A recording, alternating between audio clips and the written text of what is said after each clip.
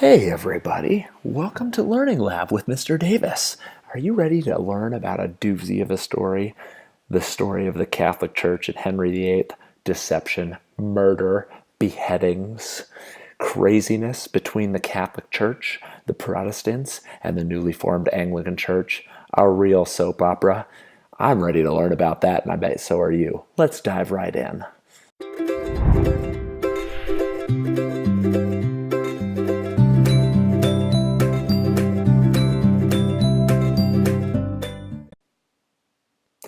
All right, everybody. So here we are, ready to learn about this historical soap opera. Open up to your C notes. Make sure that when we're on this new set of C notes that your topic is going to be the Church of England. Your essential question for this set of notes is going to be, what caused the Puritans, we'll get to them in a second, to leave England? Once again, what caused the Puritans to leave England? All right, so once upon a time in 15th century Europe, wait, hold on. The 15th century? Is that the 1500s? Is it the 1600s? Is it the 1400s? Something you want to remember about when we refer to something as the 15th century, the 20th century, the 21st century, is we're always referring to the previous 100 years. So when I say the 15th century, what I'm actually meaning is the 1400s. We are currently living in the 21st century, hence it's 2015. Make sense? If not, come talk to me later or ask your parents. They always have the answers. All right, so in the 15th century, look, hey, we got the Pope there. Well, most people were Catholic. The head of the Catholic Church, the Pope, that's that guy on the right there. He's our current Pope. And what that means is that most people in Europe believed and followed the teachings of the Catholic Church. The head of the Catholic Church, like I just mentioned, the Pope.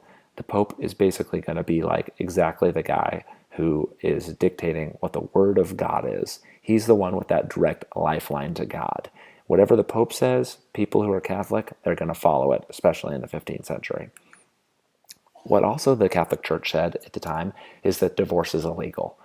Do I mean that it was frowned upon? No. Do I mean that people who got divorced were kind of looked down upon socially? No. It was actually illegal. You could not do it. It was against the law. A little different now, but back in the 15th century or the 1400s, it was actually illegal. Like I just mentioned, the Pope was the highest European power. Since most people in Europe were Catholic, that basically meant that everyone followed what the Pope had to say. He was like a mega president. He was like the highest ranking dude, and he basically had this power. Like if the Pope said you were going to heaven, most people would believe that you were going to heaven. If you were going to hell, well, that's a bummer for you, because if you believed it, Pope said you were going to hell. Not so good. All right, moving on. So Catholic King Henry VIII, at this time, this is actually moving forward just a little bit, but just after 1500, marries his wife, Catherine of Aragon. He is not able to have a male heir. Remember, under not monotheism, but under the idea of a monarchy, the only way you pass on the leadership is from your children. So the King Henry will pass on his kingship or the throne to his heirs. He wants a male child, not able to have one with Catherine of Aragon, wants a divorce, wants to try to find a way to have a male heir with someone else because Catherine's not really producing that for him. And so he wants a divorce. Well, he's like, no problem. I'll go to the Pope. We're buddies. We've done some stuff together before. I'll get a divorce, no problem. Even the divorce is illegal. I can make it work. I'm the King of England. Hey, what are you going to do? Well, Rome and the Pope say no. Well, that's a bummer.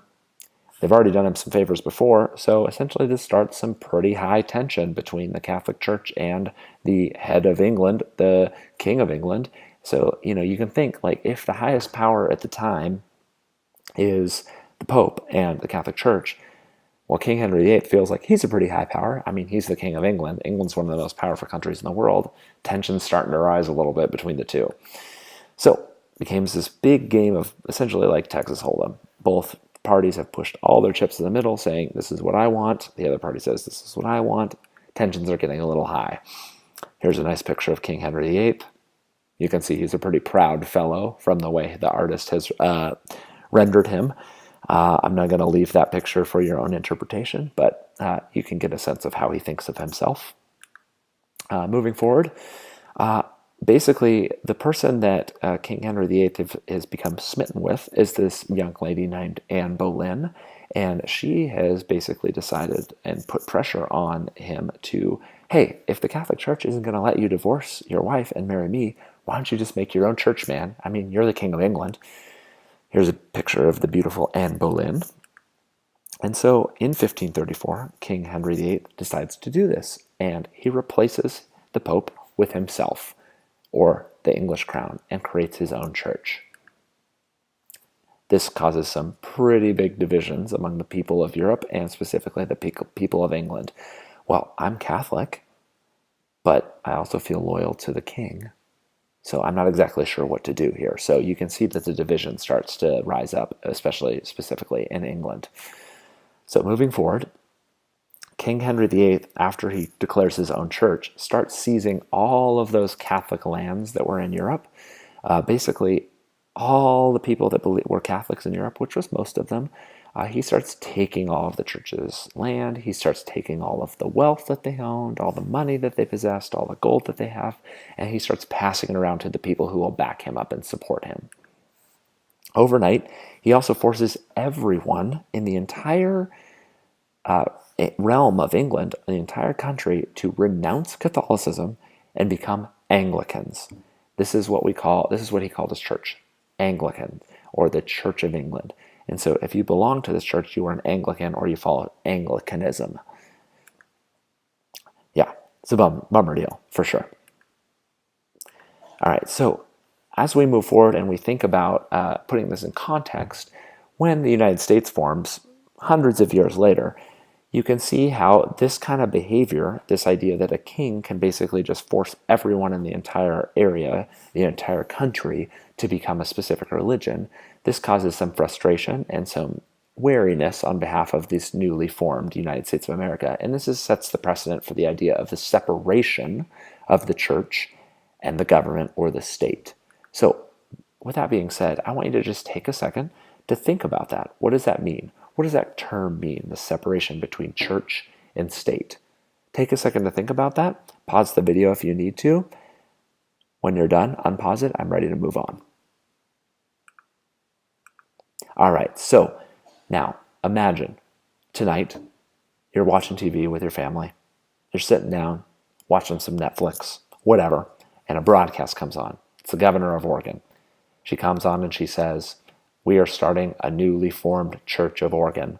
Everyone that lives in the state now must become a member of this church." What would you do? What do you think you would do? Think you'd be okay with that?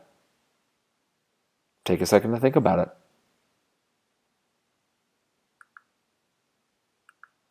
All right, so now the Anglican Church has been formed.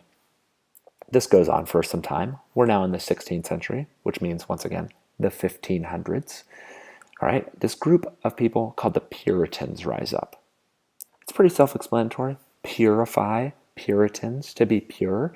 Their idea is to purge the Church of England of sin. They feel like that this Anglican Church formed by King Henry VIII, which has now taken root in England, is filled with sin, and they feel like they need to purify it. They're basically like a reform group. They feel like that they need to simplify and purify this church that has been formed. They also believe that this church is too political, the government's too involved in it, the crown is too involved in it. What I mean by that is the king and the queen. The church has been too corrupted by that. It's permissive, and it's just basically no different than Catholicism. So they're a small group. They're not going to take over the entire church, the Anglican Church or the Catholic Church in England. And so they're basically outsiders and outcasts. The Catholics and the Puritans, the Catholic and the Anglicans in England are still the most powerful groups. The Puritans are a small group, and they're outsiders and outcasts. Everyone else threatens them, and they feel very, very persecuted, like they're not able to celebrate and practice their own religion. They just want to create a pure church that is free of sin, which they feel like the Catholic Church and the Anglican Church possess sin. So, based on what you know about the Puritans, how do you think that the Catholics and the Anglicans treated them? Take a second to think about that. maybe jot down a few notes. When you're done doing that, I'm going to move on. All right, so the Puritans did not understand tolerance, and as a result of that, were also not tolerated. So, tolerance. What does that word mean, tolerance? Well, the definition of tolerance means respecting and recognizing the beliefs or practices of others. Pretty simple concept.